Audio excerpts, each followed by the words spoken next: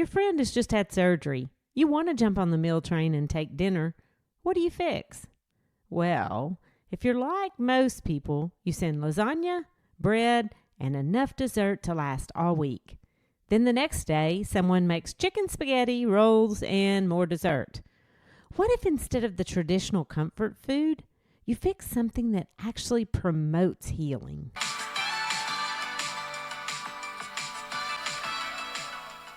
You're listening to Healthy Looks Great on You, a lifestyle medicine podcast. I'm your host, Dr. Vickie Petz Kasper. This is episode 107, Post-Op Nutrition. Today you'll learn what to cook and what not to take to someone who's had surgery or is recovering from a medical condition.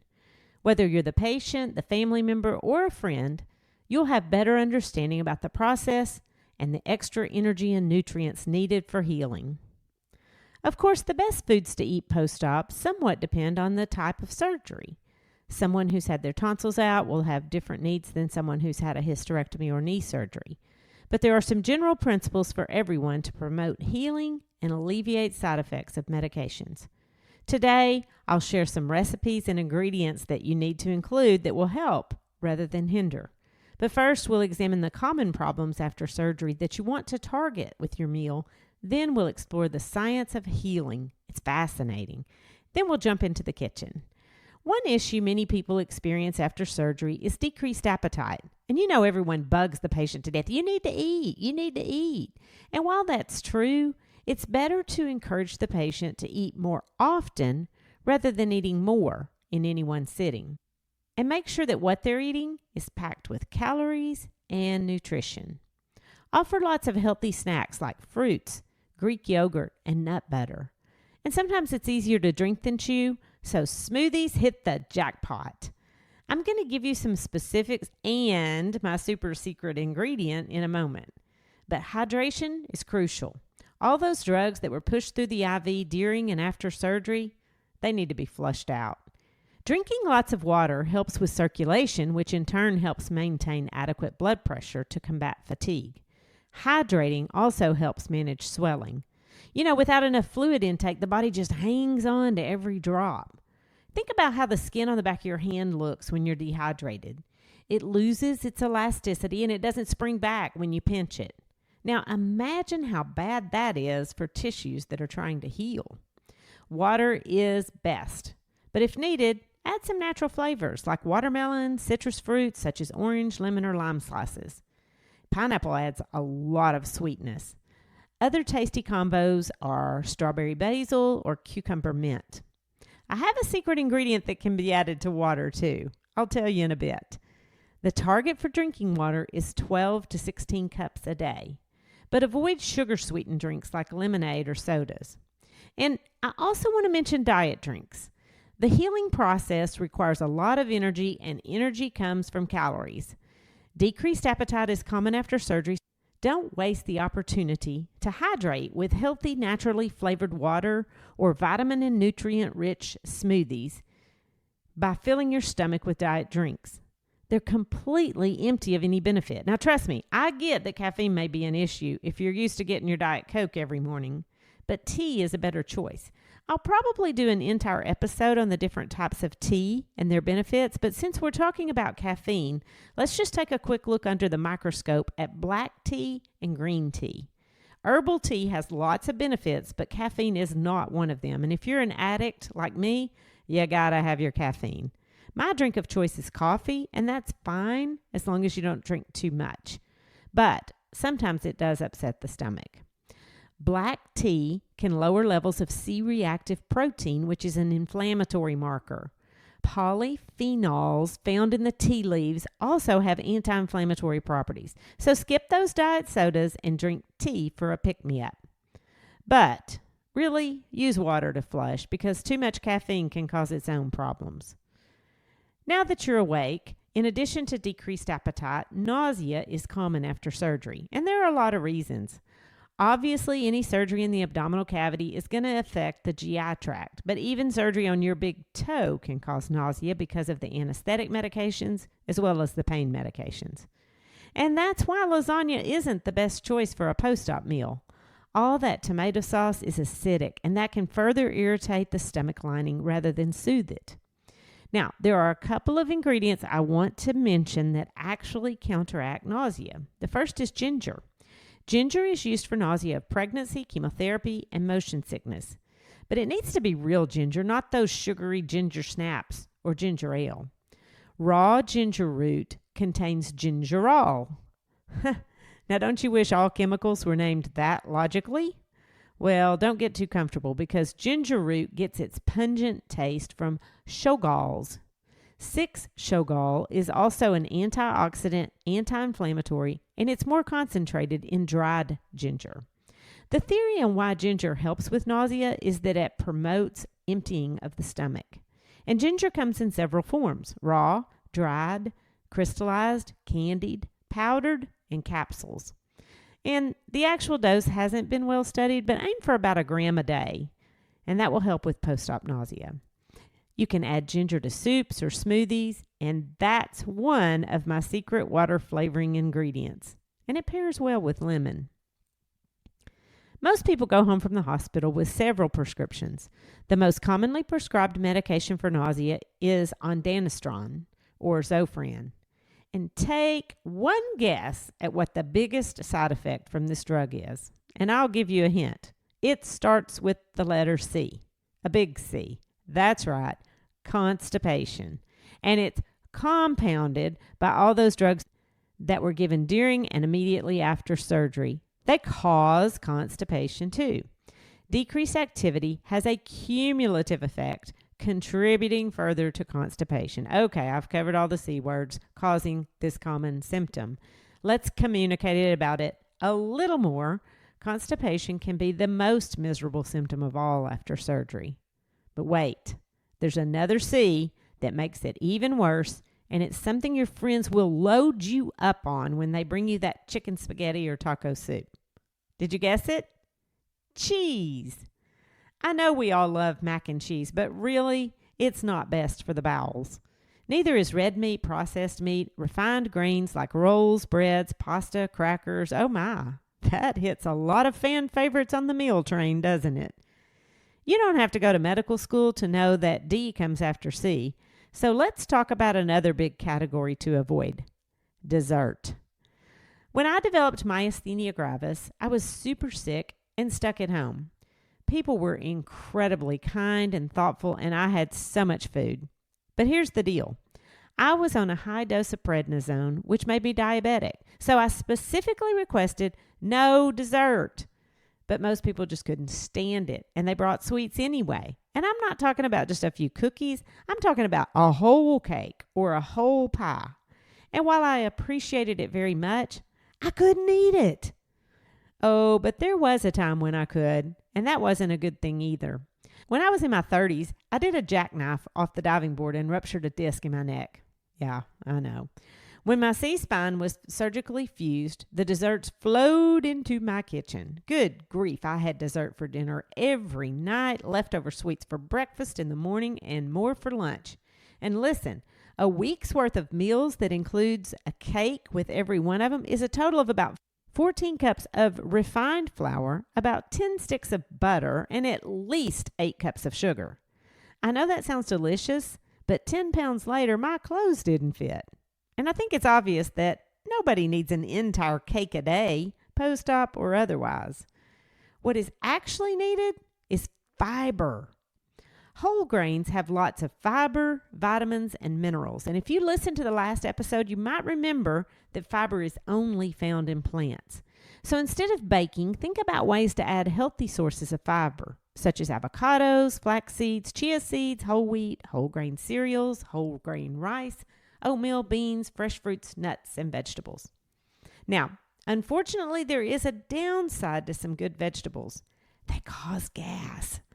The worst offenders are cabbage, cauliflower, Brussels sprouts, and good old beans. Now that has passed, it's time to go to mini medical school and look at what happens to the body after the surgeon makes that slice.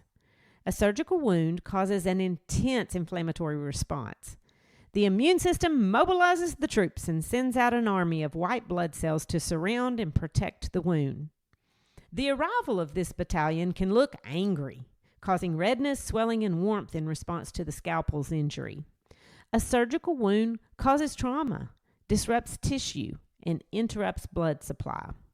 Fortunately, the body has an amazing ability to heal due to its cellular response involving activation of keratinocytes, those are just skin cells, fibroblasts, this is the construction crew that comes in and makes the fibrin and collagen, endothelial cells, these are the ones that line the blood vessels, and that's super important because new blood vessels are forming. Macrophages, think of these as the cleanup crew. They eat up damaged tissue and bacteria. And lastly, platelets. Those are important in normal clotting. They kind of glob up together and form a plug. There are 4 phases of wound healing: inflammation, epithelialization, fibroplasia, and maturation. If a wound does not get infected, the normal inflammatory phase of healing is complete in 3 days. Maybe that's why the 3rd day is so hard. But at this point, there's still no strength in the wound yet. Epithelialization occurs when the cells start joining with their buddies to form bridgework of similar cells. And they have to touch each other to know they're supposed to hold hands. So the deep skin cells join other deep skin cells, and the superficial skin cells start forming a barrier to the outside world to prevent infection. Then fibroplasia is when collagen fibers cross-link and are laid down. Fibroblasts rush in within 24 hours, and by day 10, they are the dominant force. They attach to the fibrin matrix, multiply, and start making strong connections over the next 6 weeks until the wound is strong again. But that's not the end. These collagen fibers continue to remodel and contract, and pigment changes occur too. Wow, healing is incredibly complex. Most of the time, the body works the process. But it's easy to see how it can be disruptive if everything doesn't follow the plan. Infections blow up the whole mechanism. That's a huge setback. If someone smokes, has diabetes, poor circulation, or takes certain medications, that can also interfere with the healing process. Guess what else affects healing? What? I think I heard you say nutrition. Want to know more? You're in the right place. Now, medical school wouldn't be complete without a test. So, do you know what serves as the body's building blocks? A+ if you said protein. Chewing and digesting breaks down those proteins into their amino acids. These are used in healing by forming new little blood vessels, nerve endings, muscle, and other tissue. Protein is absolutely essential for healing. In fact, protein needs are way higher after surgery. The American Society for Enhanced Recovery recommends 0.7 to 0.9 grams of protein per pound of body weight after surgery. So for somebody that weighs 150 pounds, that's between 105 and 135 grams, and that's a lot. This macronutrient helps fight off infection. The problem is many sources of protein are also high in saturated fats. Hopefully you attended the last podcast, so you know all about fats. You should know that lifestyle medicine promotes a plant-based diet.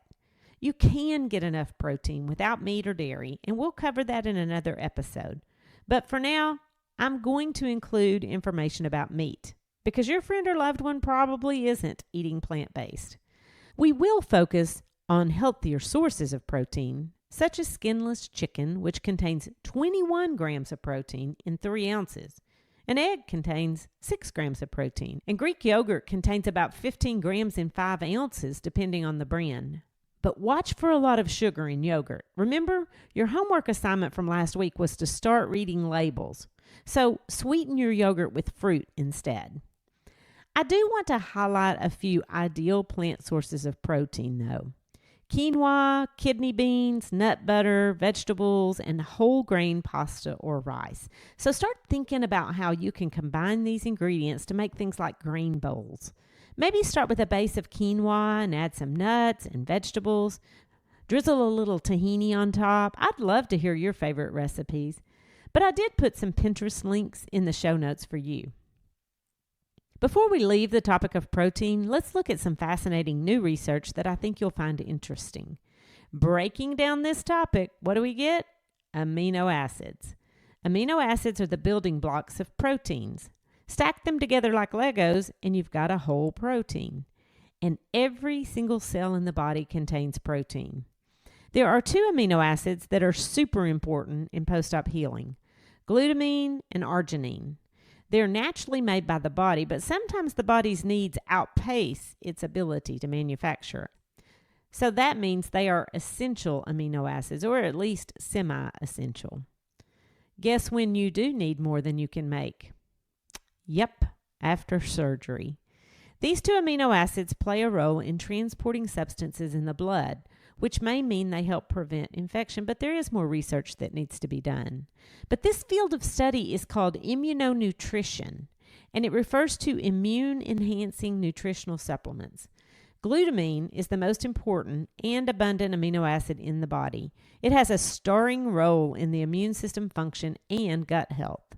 It's found in eggs, beef, pork, poultry, milk, yogurt, ricotta cheese, cottage cheese, raw spinach, raw parsley, and cabbage. All right. I know that makes you feel so much better about that lasagna, doesn't it? But I do love a good tabbouleh, which is a raw parsley-based Middle Eastern dish. And don't knock it if you have not tried it. Plant-based sources include soy, nuts, and seeds, especially flax seeds and chia seeds, red cabbage, and red kidney beans. Arginine is found in tofu, rice, and corn. But I can't really imagine taking that to someone who just had knee replacement. But sunflower seeds, pumpkin seeds, chickpeas, nuts, anything like almonds, walnuts, cashews, Brazil nuts, hazelnuts, pecans, and even peanuts. And lentils can certainly be used for a delicious meal. I put a link in the show notes to the Instant Pot recipe I use to make lentil dishes. They're so delicious, and I think we could classify them as healthy comfort food. Other sources are turkey, chicken, and dairy. Now, besides arginine and glutamine, omega-3 fatty acids are also being evaluated for their role in healing. Omega-3 fatty acids are found in fatty fish, algae, and high-fat plant foods. Now, I don't really recommend taking a dish of algae if it's someone you love who's had surgery, but you can add walnuts, soybeans, and chia seeds to what you're preparing and get more fatty acids. The other area of research that is intriguing is the use of probiotics and symbiotics. Kombucha is fermented tea, and it contains a sugar and a SCOBY. You know I like odd words, but SCOBY stands for symbiotic culture of bacteria and yeast. It's an understatement to say kombucha is an acquired taste, but that's just my opinion. You've probably already heard of probiotics, but symbiotics are a mixture of those probiotics, which are healthy gut bacteria, and prebiotics, which are non-digestible fibers that help those bacteria grow so they work synergistically. That's where the prefix syn comes from. And these immune-enhancing treatments are being studied to see if they prevent complications such as infection, as well as return to normal bowel function. And some of those studies are promising, but more data is needed. Okay, that's enough classroom information. Let's go to the kitchen. Besides grain bowls, soups are an excellent way to hit all the needed nutrients for healing. And before we take a splash, let's learn about some specific micronutrients the body uses for recovery. The most important micronutrient the body needs for healing is good old vitamin C. You probably already knew vitamin C was important, but did you know why? Well, it's necessary for the formation of collagen, which is what supports the body. Collagen's how your body puts bones and ligaments and tendons and cartilage and skin back together. In other words, the surgeon makes the cut and vitamin C rushes to the rescue to put things back together. If only Humpty Dumpty had collagen, those cracks would have been filled in. But all he had were king's horses and king's men. I mean, whoever thought a horse could help anyway? Pure silliness. But vitamin C is abundant in broccoli, red peppers, potatoes, tomatoes, kiwi, spinach, strawberries, cantaloupe, and of course those citrus fruits. It reminds me of the saying, eat the rainbow. As a bonus, these foods also contain the most important mineral in healing, and that's zinc. If collagen is the building block, zinc is the mortar. It's needed for every phase of wound healing. And zinc is found in milk and dairy like yogurt, spinach, whole grains like brown rice, oats, and quinoa, nuts like almonds, cashews, mushrooms, and beans like chickpeas and lentils, as well as poultry, seafood, and fish. Okay, it's also found in beef. I hope you're happy.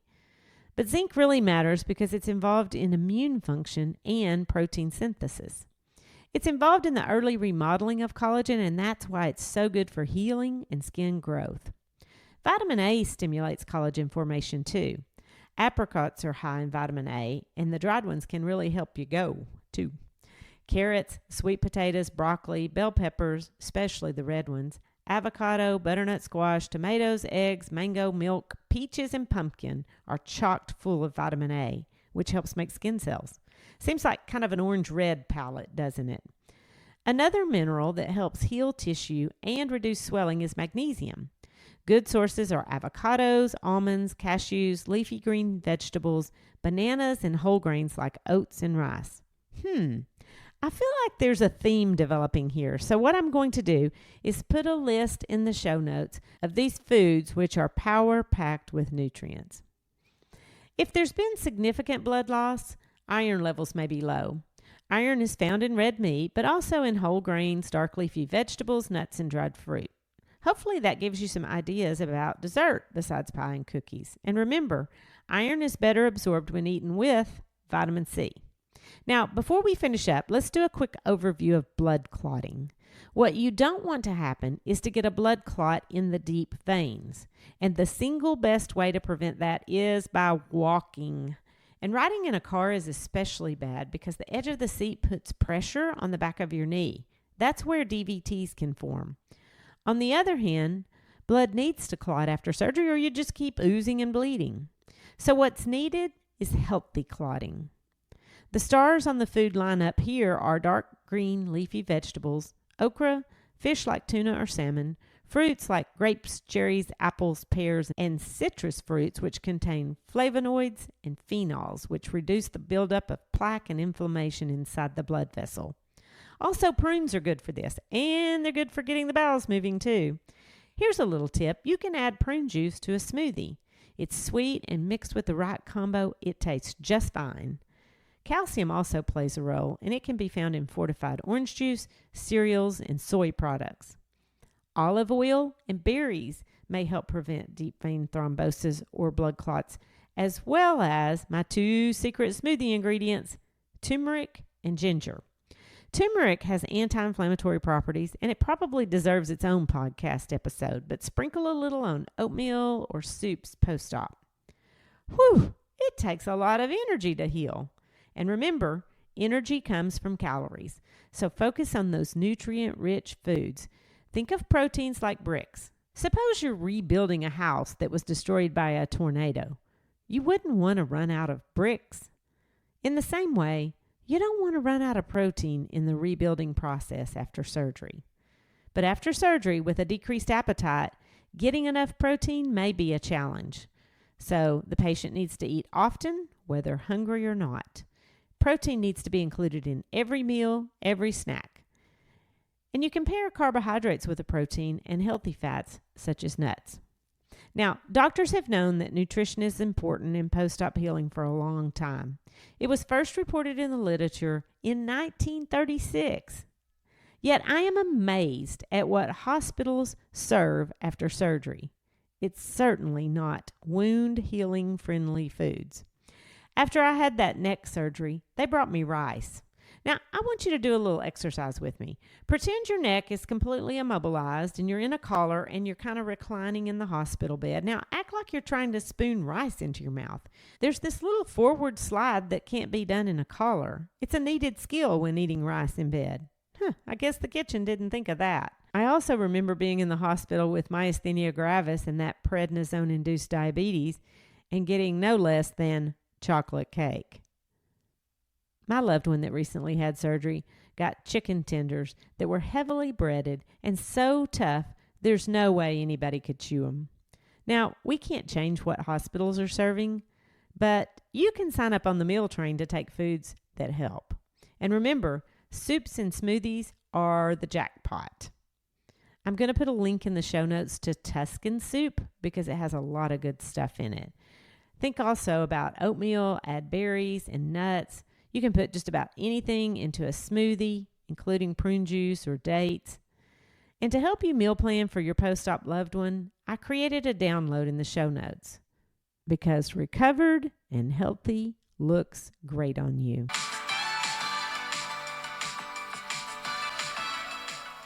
The information contained in this podcast is for educational purposes only and is not considered to be a substitute for medical advice. You should continue to follow up with your physician or healthcare provider and take medications as prescribed. Though the information in this podcast is evidence-based, new research may develop and recommendations may change.